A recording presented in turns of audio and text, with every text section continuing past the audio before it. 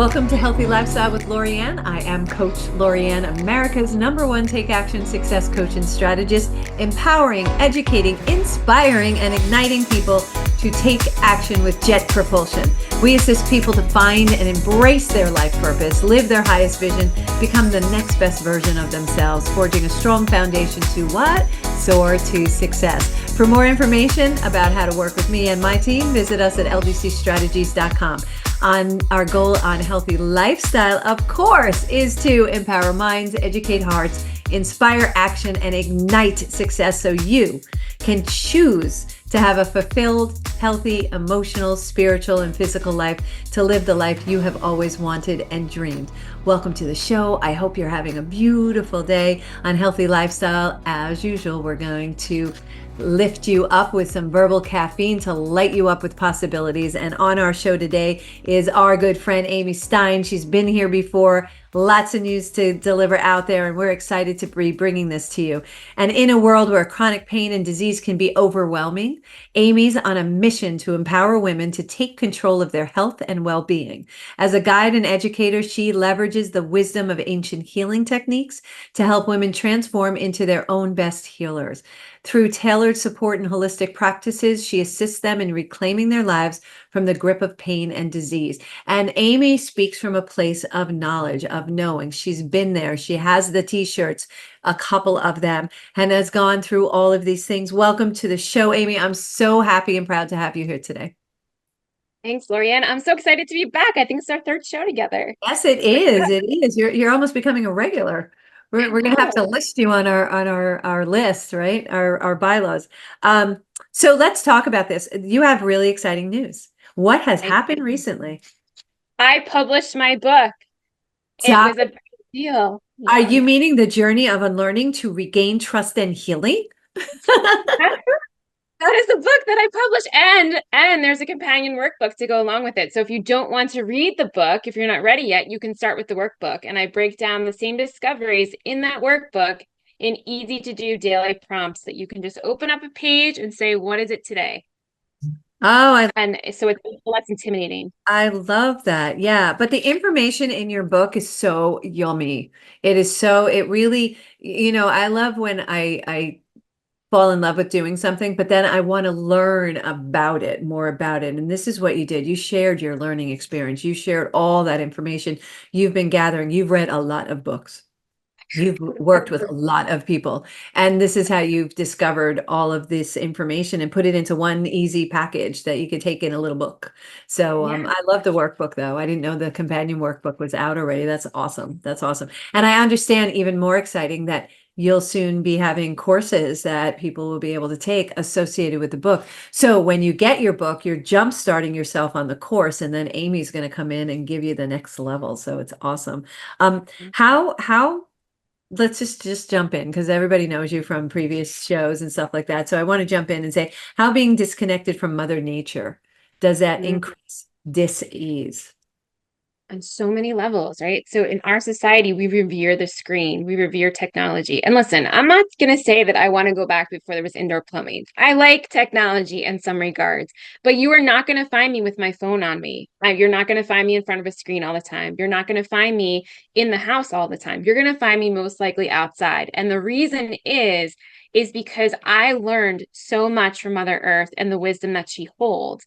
And because unfortunately we don't revere that wisdom anymore, we revere what's on the screen, what Dr. Google tells us, right? Like what social media tells us. We think that's the end all be all, but the wisdom is not there.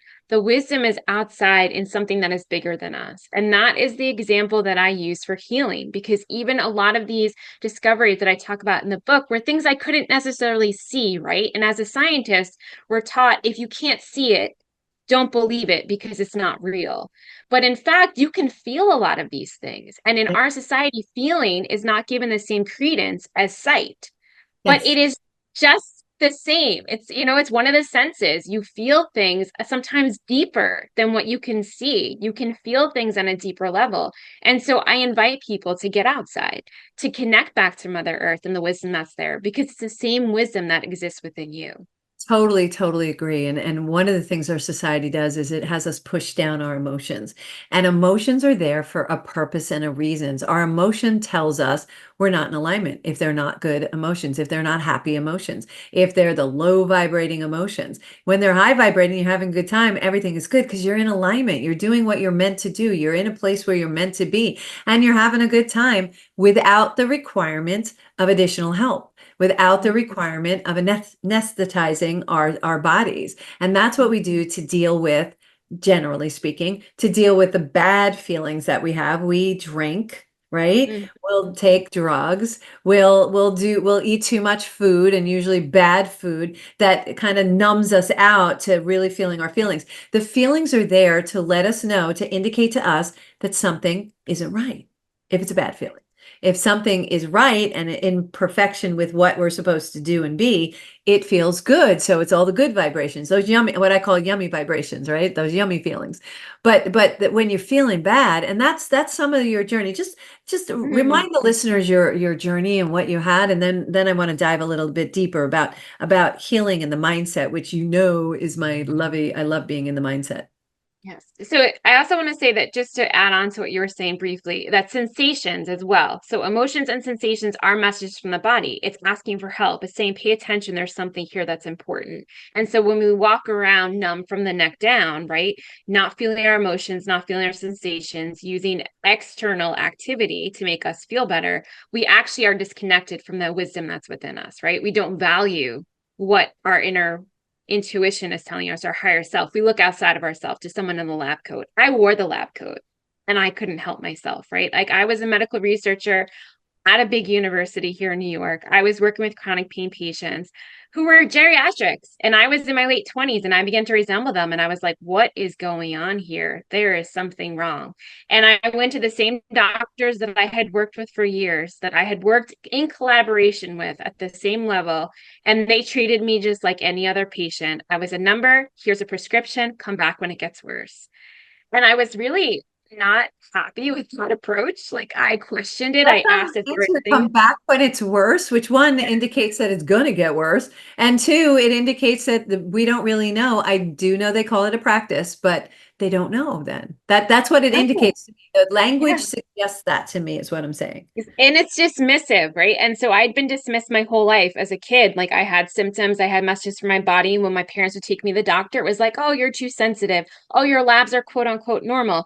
But I didn't know any better, right? As a child, I'm just, hey, there's something wrong. My body's telling me something, because I could feel all these things that people couldn't see. I could sense that there was something wrong in my body. And so these sensations got worse in my late 20s, to the point that I became bedridden. I was 85 pounds, had 2 broken feet, couldn't leave the bathroom, couldn't get out of bed, right? Like, it was everything and anything, daily vertigo, daily migraines, ridiculous brain fog, to the point where I could not find words. I was saying what I thought I was saying, and people were arguing with me, telling me I was saying something completely different. Like, I thought I had a brain tumor. Like, I had no idea what was going on.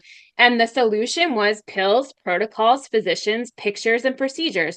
We'll cut the part out, take the pill, come back and get the picture done. We'll see what the imaging shows, do all the lab work. You walk around with your briefcase of your lab work, hoping the next doctor is going to save you, that they're going to be the savior. They're going to have their correct diagnoses. That protocol is going to work. And unfortunately, that model does not work, because it's a standardized approach. Yeah, And in order to heal from chronic pain and chronic disease, you need a unique, individualized approach. sure. Yeah, you need, because we're all different. So Exactly.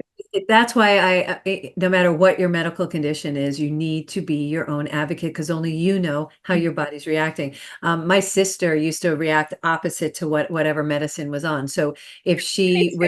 if she was giving something like to sleep, she'd be wide awake, like bing, and she'd be walking the floors. And if she was given something to stay awake, she'd be out cold. So we could give her coffee, out cold. We give her something to fall asleep, like some warm milk or something like that. She is walking the halls like there's no tomorrow.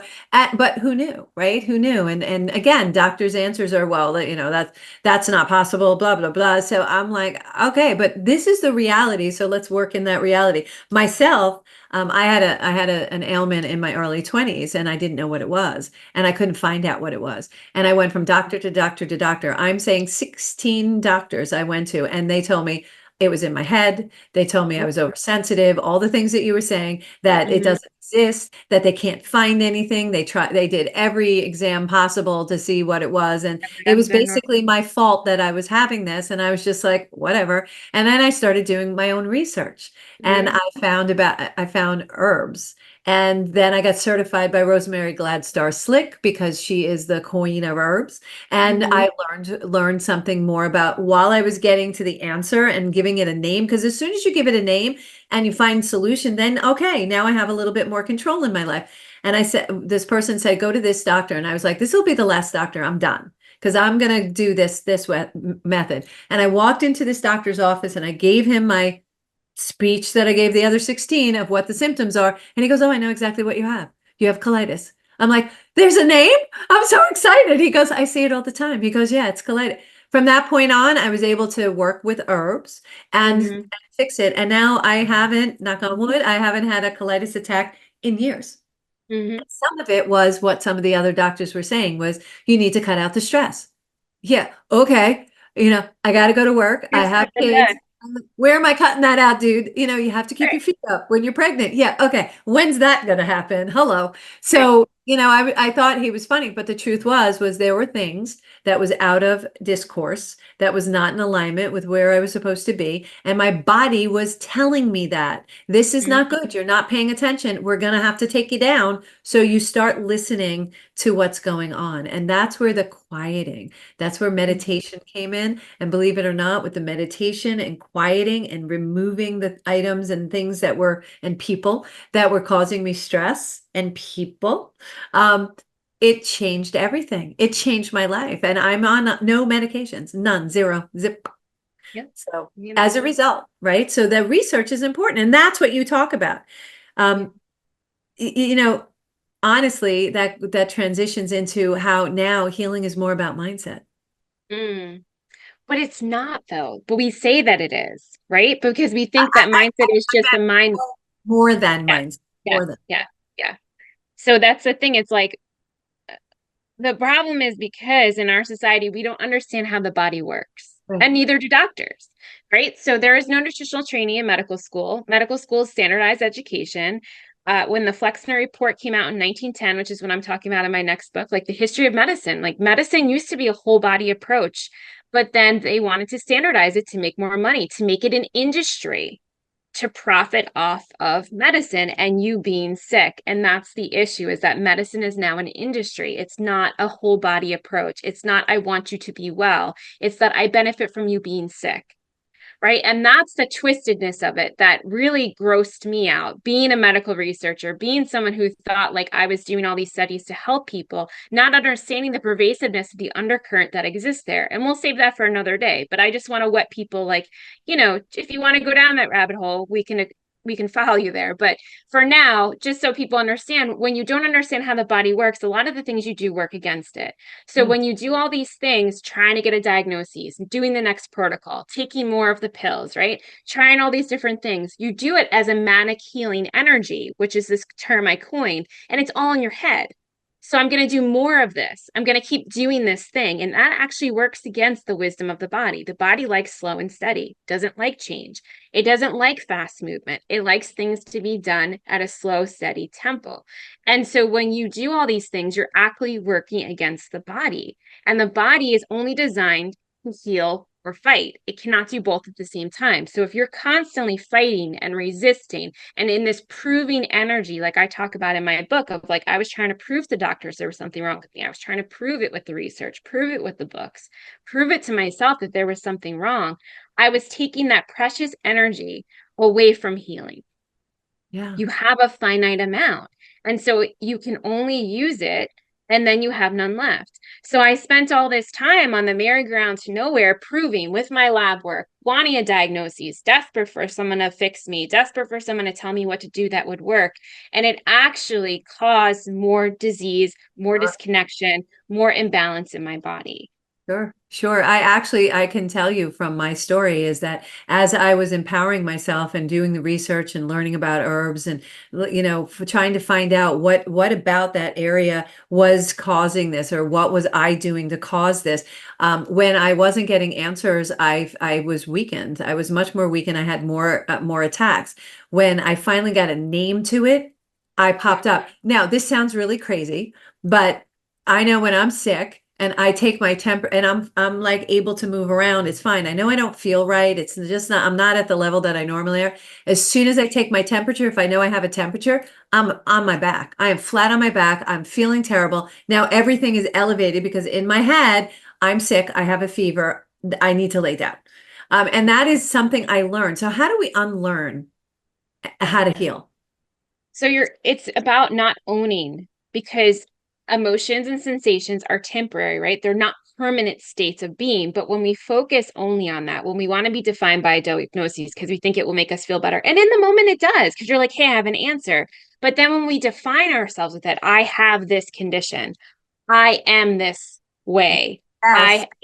You own it, and the body is always listening. So the body's like, okay, so you want more of that then? So then it brings more of it, right? And then we think, oh, mindset, I'll just change my thoughts. It will be fine. No, because the real healing doesn't occur in the mind, it occurs in the body. So if you're doing everything only in the mind, numb from the neck down, you will not achieve full body healing because you're missing all of the other parts that go along with it. So for years, I was doing all the things, the plant medicine, the energy medicine, right? I was doing all the different ancient healing, but I was still just doing it in my mind. So I was not achieving whole body healing. I still didn't want to feel the sensations. I didn't want to feel all the pain. I didn't want to feel the emotions. I didn't want to feel the past trauma.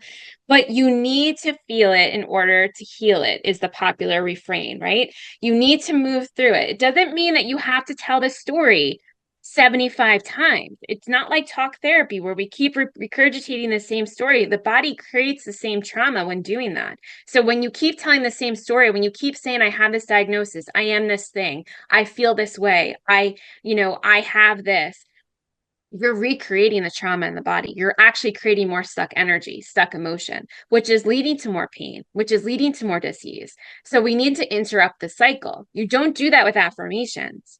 You do that with the wisdom of the body by Yes. quieting the noise, right? You said by taking the time to sit with what comes up in the body, to Yeah. experience what is there, to actually feel the emotions, feel the sensations with curiosity. So Dr. Kim Duramo, who's an energy medicine practitioner I followed a long time and I still follow, she says, what's right about this I'm not getting?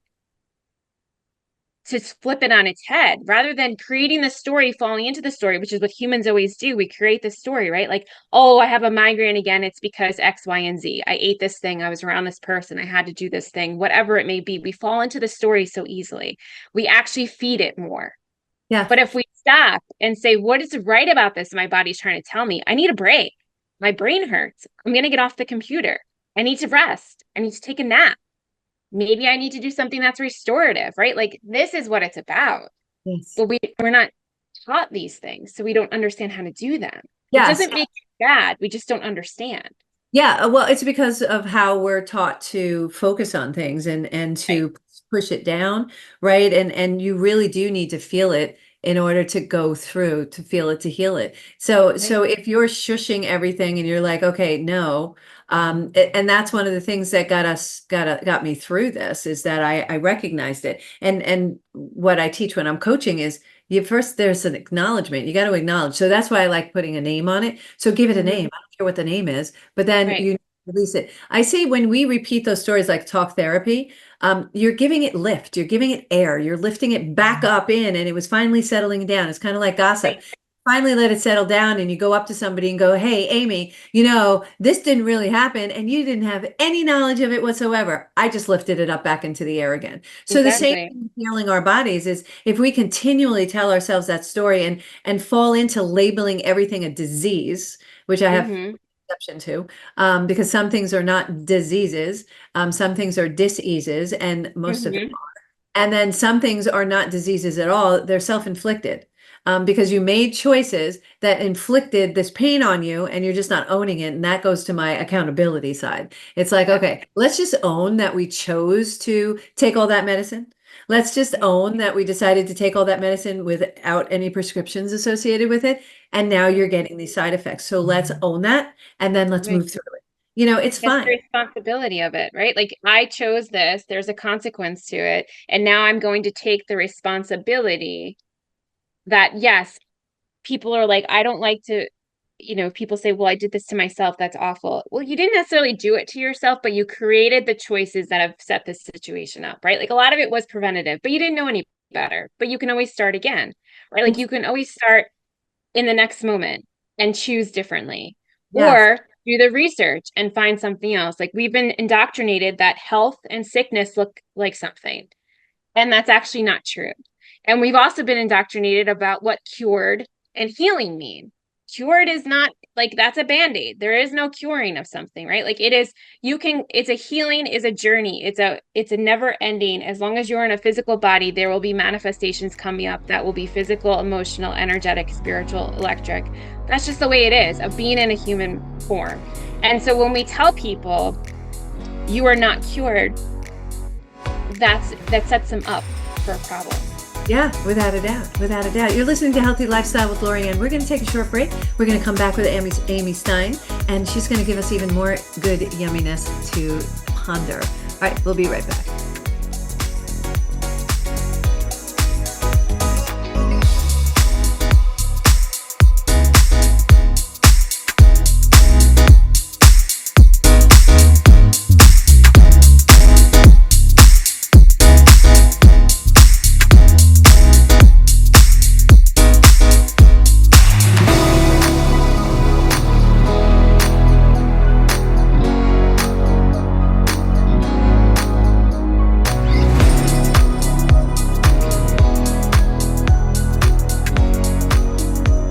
Welcome back to Healthy Lifestyle with Lorianne. I am Coach Lorianne. And if you would like to be a guest or lift up your business, product, or not-for-profit, or if you have a question or comment, we would love to hear from you. Email us at healthylifestylewithla@gmail.com. That's healthylifestylewithla@gmail.com. We're here today speaking with Amy Stein. Unbelievable new book out called The Journey of Unlearning to Regain Trust and Healing in all different formats on Amazon. Go for it. Go to your local bookstore. You need to pick this up. It's amazing. And there's a companion workbook, so you could start with that if you want. I really recommend you read the book and get the workbook, because the workbook will let you work through on a daily basis, but the book will give you some really nice, yummy background that will give you that strong foundation you need to go through this journey. Amy, welcome back, and thank you so much for being here. We were talking about always being able to start again. We can start at any time. We can start today, tomorrow. It doesn't have to be next Monday. It doesn't have to be January? Right. Yeah, we don't have to wait for January to come to start. We can start in the next minute if we want. We can make bad food choices this minute and take the next minute and make less bad choices. So let's talk about that restarting and starting again, and helping people understand that ability to jumpstart when we're taking care of ourselves. Yeah, it's the process of unlearning, right? So I talk about this in the book of that you unlearn everything you thought you knew about basically life. Right? So your beliefs, what you thought health and sickness looked like, what you think is right and wrong. Like we're so stuck in this duality society of everything has to be black or white, right or wrong. There's so much gray. So when we are so defined and pigeonholed and it has to look this way, it should it should be like this, I have to do it this way, it actually causes us to remain stuck. And Yeah. it paralyzes us in fear. So then we don't take the next small step. So I encourage people to take the next small step. It can be so, so small, because when we take too big of a step, the It's body will appear to overwhelming. sabotage us. And it's like, nope, that's dangerous. We're not going to do that. Try again. Good job. Let's not do that again. Right. And so then we think like, oh, that diet didn't work for me, or I can't break that habit, or I can't change that behavior, or I can't choose differently because my body is rejecting it. No, you just chose too big. You reached too far.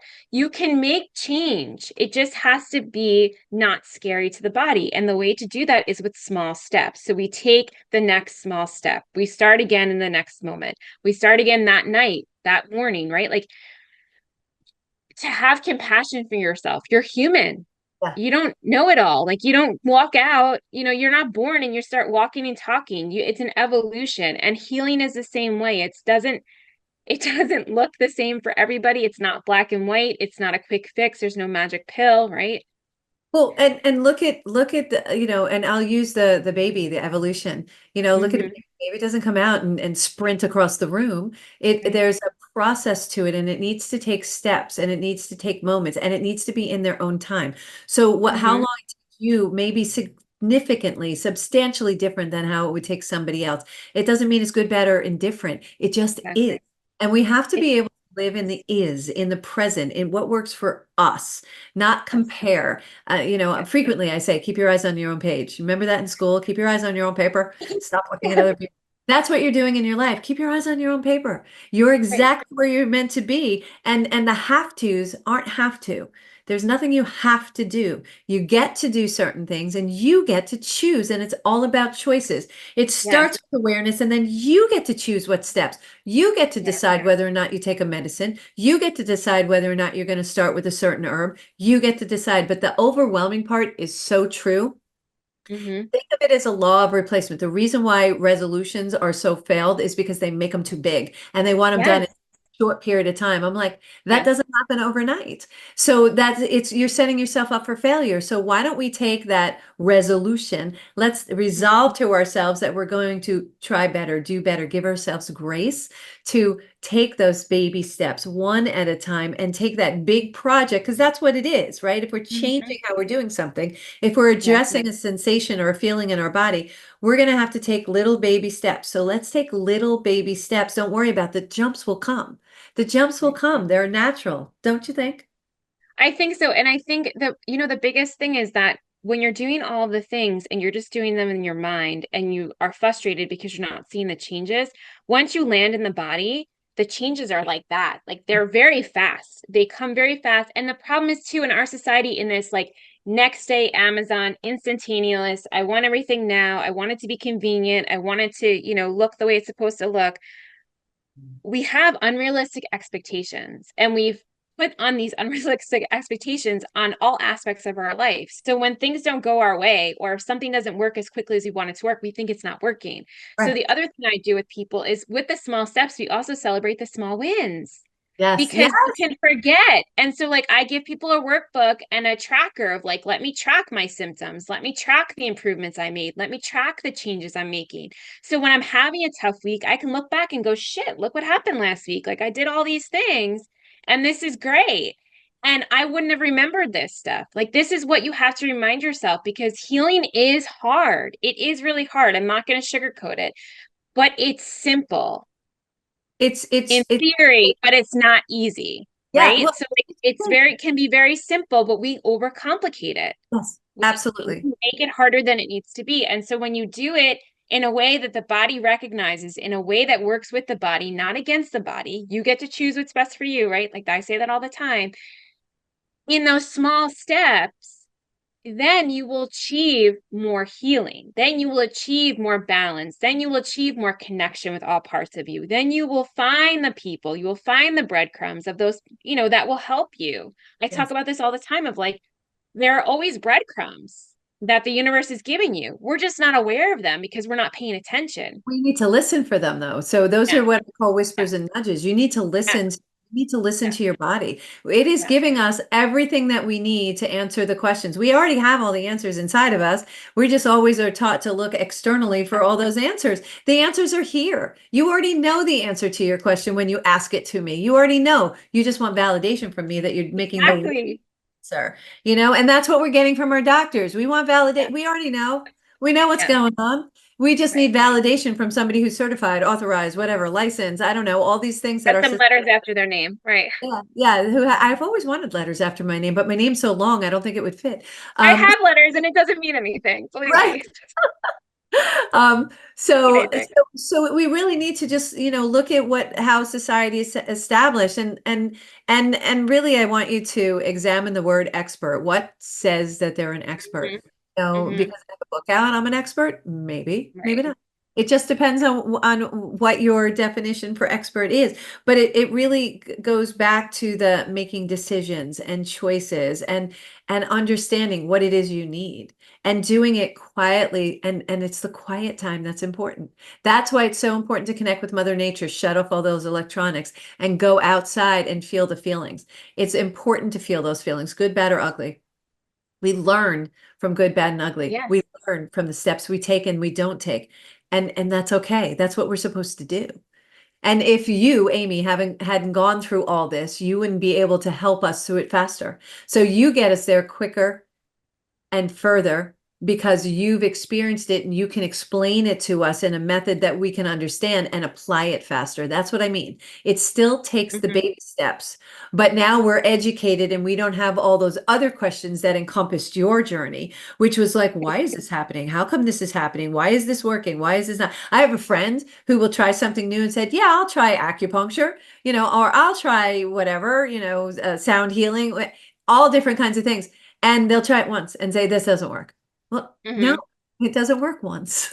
It has to be a Right. cumulative, like anything new, even medication, it's cumulative. It doesn't happen like that. And so No. if, I'm not, as you listeners know, I am not inclined to take pharmaceuticals. So I am more inclined to wait it out and find which herbs, which modality, whatever is going to help me. More importantly, why? Why do I have these feelings? Why is this happening? That's more important in any growth is asking not getting involved with that Asking the emotion, why. Mhm. but asking the why, here's the question I ask. What am I supposed to learn?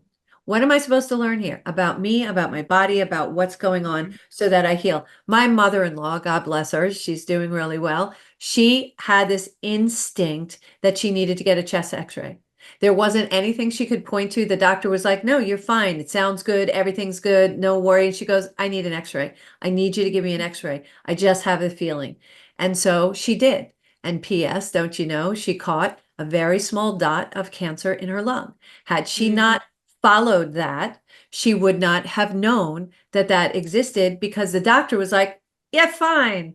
Now that Fine. could have blown up into something that was not manageable, and it is Mhm. manageable, and she's now cancer free Right. because she listened to her She instinct. trusted her gut. Yeah, she trusted her gut. And that's what we've been conditioned out of in our society. Like you said, we've been conditioned to look outside of ourselves.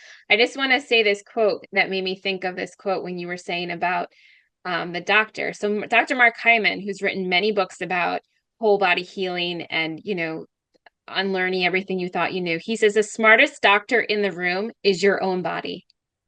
So like Yes. just let that sink in. Like the smartest doctor in the room is your own body. Nobody knows your own body better than you.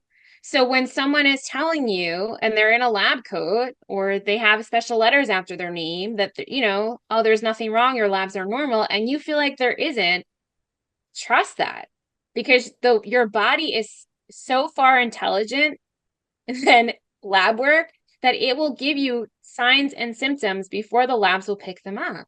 Yeah. So just like you shared the story of your mother-in-law, like she knew that there was something wrong. I mean, I hear this all the time. I saw it with myself. Like I knew there was something wrong as a child, but it was like, no, you're just sensitive. There's nothing wrong with you. Right. And I had all these predispositions setting me up for these conditions, but it wasn't talked about. Trauma wasn't talked about. Food wasn't talked about.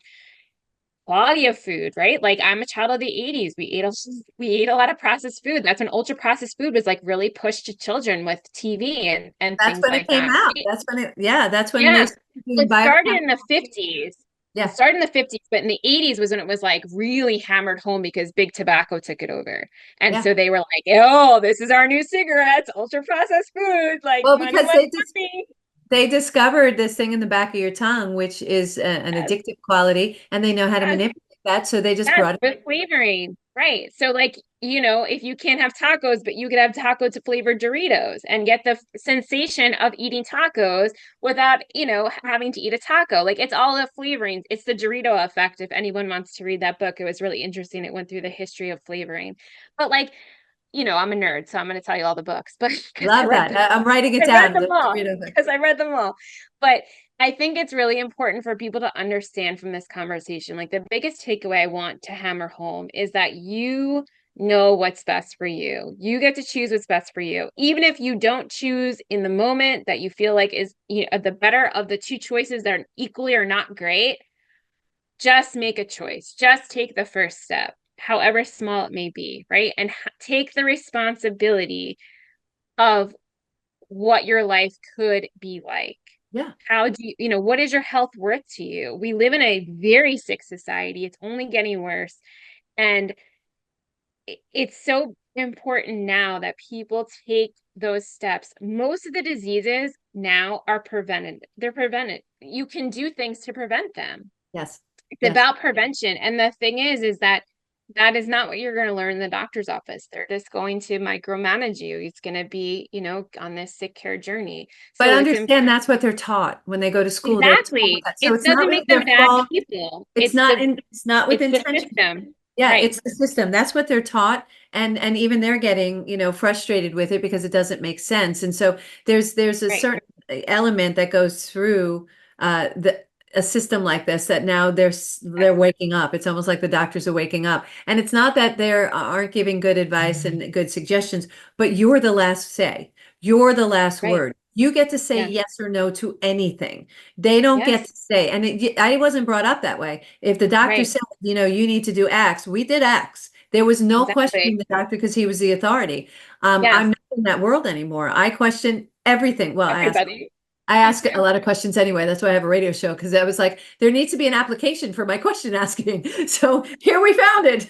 I need to get all the experts on so I can ask all my questions. I know because it's crazy. But yeah, so I love that you put together a book, you put together a companion workbook that allows people to really go through the journey themselves and experience it and educate themselves. You need to understand when you go to the grocery store that just Mhm. for if you have to go to a grocery store, which most of us do, just shop the perimeter. Please don't Right. go to the shelving because as soon as you do, you're getting all those chemicals, all those preservatives, all those items that over in Europe they don't even allow. Exactly. Yes. You They and I don't have talked allow about it. this before. I know you and I Yeah, have talked about this before because it still makes me so angry. And the thing that I found, it's the so same this is company. I know it's the same, and they make it in the United States and ship it out to Canada and ship it out to Europe with these less harmful ingredients in them, with only 5 ingredients versus 45 ingredients, because it is allowed here because it's a profit. Food Right. industry is a profit here, and it's not that in Europe. Yeah. And so, what I found that was horrifying doing the research for this next book was I didn't realize. So I thought, buying organic grains for my husband, because I don't eat grains, but for him was better. It was a better option, right? But I didn't realize that they can call it organic and still spray Roundup to Yep. dry the grains as part of the drying process in the harvesting process, and it still meets the organic qualification standards Yeah. with Roundup sprayed on it. Like, that's not talked about.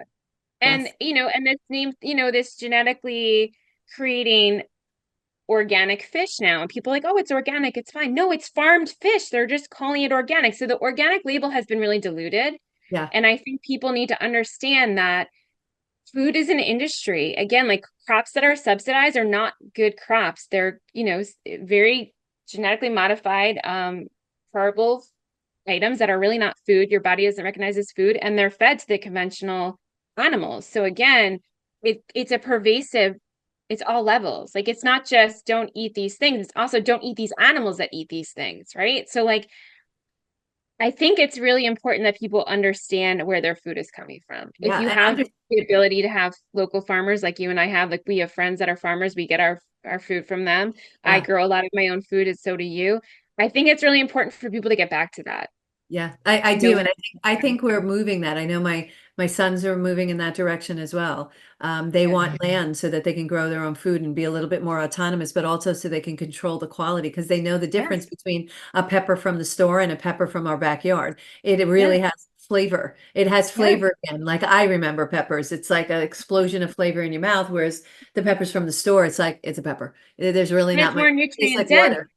Yeah, right? Because when it's picked from your backyard, it was not trucked across the country. right? It was picked at ripeness. It wasn't picked unripe across the country where there's no nutritional value left to it. Even organic produce that's been picked and shipped has little to no, or nutrients left in it Right. because the soil is depleted, it not being picked at ripe time. So it's really important to get back to this idea. You can grow things in your backyard, on a patio, on a porch. It is very manageable, just if you want to grow herbs, right? And so this is what we do. We educate people at Celtic Apothecary. I do workshops there to educate people how to grow their own food, how to use what they're in their spice cabinet to make medicine.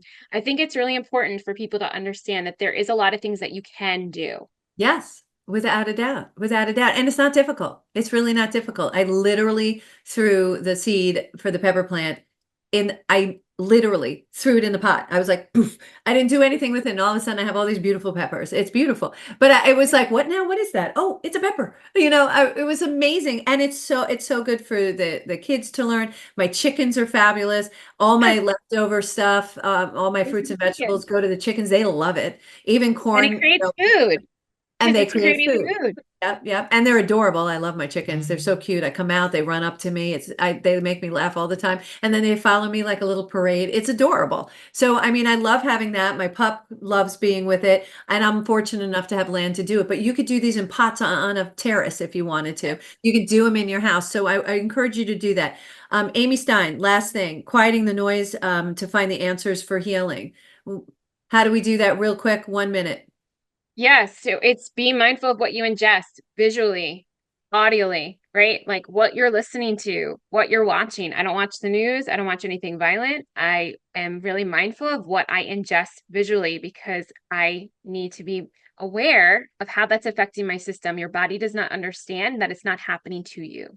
So if you're watching something violent on TV, the body thinks it's actually happening to you. And then you create this energetic traumatic response in your system. Yeah, it has the same reaction if it's a bear's coming towards you, if you're watching the bear coming towards you on a Exactly.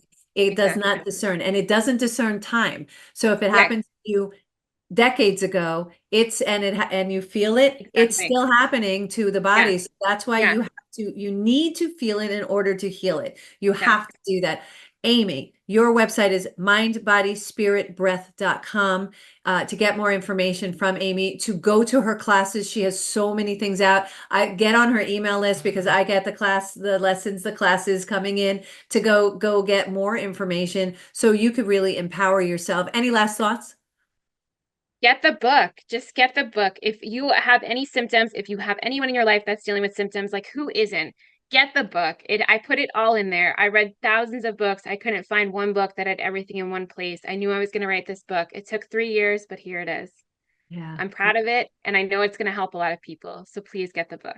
Yeah, that's the best action you can take as soon as this is over. Links are following this episode. So the link to the Amazon, the name of the book is The Journey of Unlearning to Regain Trust and Healing. It is amazing, by Amy Stein. Amy, you are a treasure. You are a gift. Thank you for the work that you do. Thank you for being my friend. I love that you're doing this and you're sharing all this, and I can't get enough of this out. So please come back. You have so much more to teach us. I would love you to come back and help our listeners really gain control over their health. Yes. Stay tuned.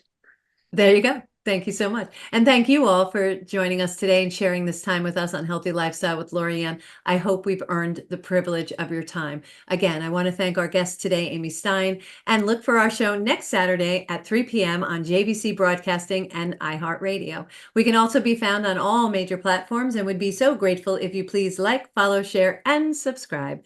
And please take a moment to join our Take Action community, where you will interact with like-minded individuals and have access to all of my tools. There are giveaways, challenges, and other kind of yummies. I'm not going to let you know what those are. Until next time, I am Coach Lorianne, America's #1 Take Action success coach and strategist. Let your dreams be bigger than your fears, and let your life be filled with joy. Have a really good day. See you next week. Take care.